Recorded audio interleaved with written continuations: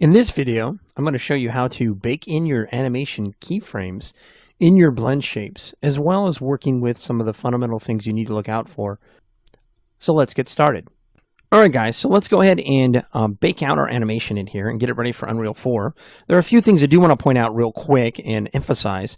Whenever you are creating your blend shapes and rigging your model, you want to make sure your model is completely clean before you do any of those. And because you'll run into trouble when you export it out to Unreal, it will actually ignore your animation and take it in as a static mesh. And we don't want that. We want this to be recognized. So you want to make sure all of your history is clean on your model before you set in your blend shapes, before you rig it. All right, so let's go and do our blend shapes. Let's actually take a look at what we have. We have the beginning, we have the middle, and then we have the extreme pose, which is like the ultimate melt right there, which sounds like a sandwich. Not really in this case.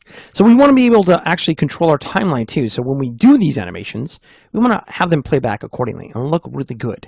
So we'll go to our animation preferences on the bottom here, right next to our auto keyframe toggle. Click on that guy. It'll bring us to the time slider options. Make sure it's set to 24 frames and also continuous, so it continually loops and you can catch any problems that you run into. Hit save once you set that. It's very important that you do so. All right, so we got that all set up. Let's go and animate. So on our time slider, we're going to select our blend shape node. It actually activates and goes directly to our blend shape. The only reason mine is red right here because of previous animation. So now what we'll do is set our initial or neutral keyframe right there. And then we'll go up to like 40 and we'll set another keyframe right in the middle, key that. And then we'll go up to like 80. I guess in this case we'll do 80. I'll get rid of this old keyframe. He's old. Delete. Goodbye, jerk face. And we'll go ahead and key this all the way up to the top.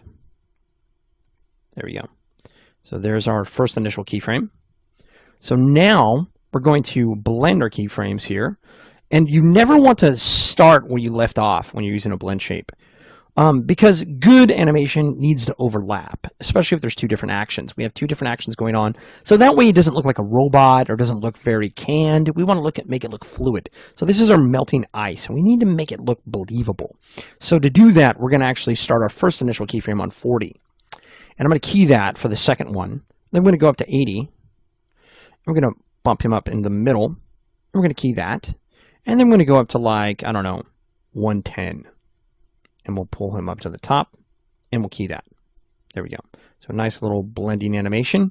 So it doesn't just kind of stop. And I'll show you how you can tweak that out in Unreal 4 if you realize, hey, you know what? I need this to look different. And I'll show you how to tweak that with the animation settings.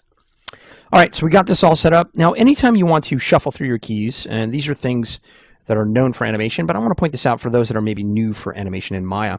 You can actually go to the greater than or less than key, and the greater than or less than key will actually shuffle you between your animation keys. Pretty nice.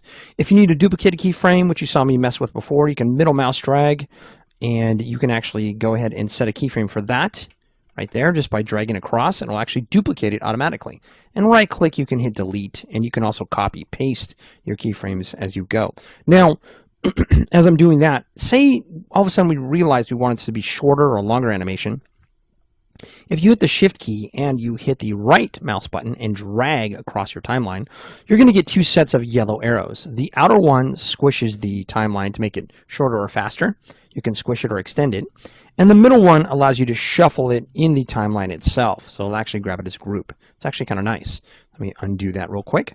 So you can see some of the power that you have on the timeline to quickly go ahead and change things. All right, so we got that first two keyframes set in. We need to get that last one in. So let's go where we left off at. And I'll kind of get this a little bit overlapping. So I'm going to set this to like 65 will be our first initial keyframe for that. And then right around we'll go to 90. And we'll move this guy up to the middle. And we'll key that. And then right at 100, we're going to move it up to the top and key that. Now you'll notice it's getting a little too sharp. So what we can do is right at the very end, turn down the first keyframe because they're conflicting a bit. You'll get that sometimes.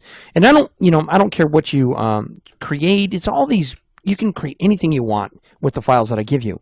But when you do that, just make sure you take into account if some of these blend shapes do conflict with each other, and they will. It just kind of happens. You know, it's one state versus another state. So you can go in there and just tweak it out and change it any way you want, or even make a blend shape to correct it. Now, right now, it looks like an inverted ice cream, but we're going to fix that by animating our bone. So let's go and grab that bone and animate him into position. So his initial keyframe, we're going to set S right there. So right at 40 when he starts, I'm going to move him down just a little bit and hit S. And then we're going to go up to 80, gets a little bit more dramatic right there. And we're going to move him down a bit here and hit S. And if you want, you can even move him a little bit forward, a little bit off to the side if you want. It's up to you. It's pretty much going to be your guys' file once we hand it over. And you can do whatever you want to be creative.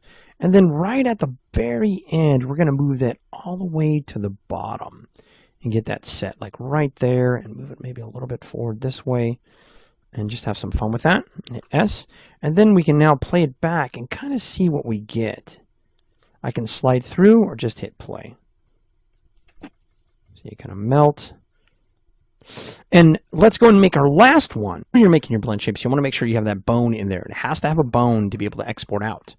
So we have our last one here. Let's go and select him real quick. Oops, too far. There we go. Let's go and select him. And we'll set our first initial keyframe. He has an old keyframe in here, so let's go and ditch that guy. Don't need him.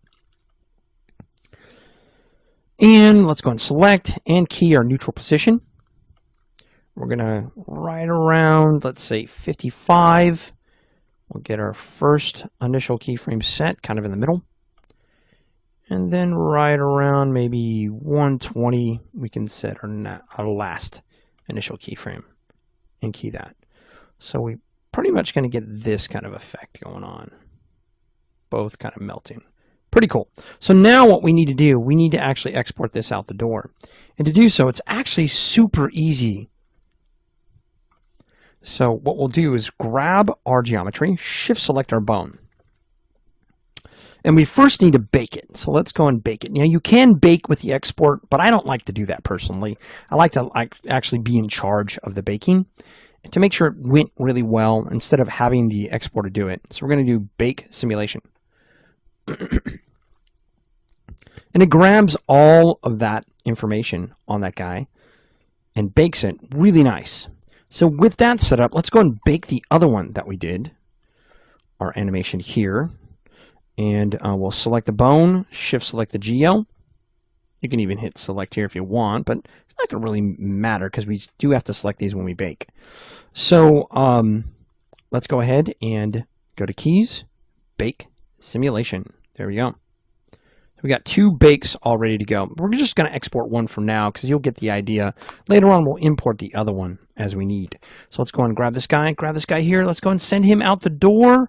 So we're now going to go in here and export selection with these guys both selected. And we're going to set it as an FBX. And you can pull down your slider to choose what you want. I'll do ice top in this case and save. I'll say yes. And smooth groups, yes. Smooth mesh, yes. Animation, yes. Bake animation, yes. And you'll actually see your time line here, so you can set that accordingly. You have skins, blend shapes, all that seems to be good.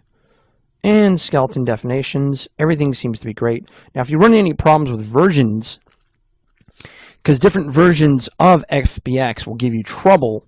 If you have an older one and you have like maybe a newer Unreal or older Unreal, it'll tell you, hey, this is not going to work. You can always change it here and try it again. So let's go and export that out.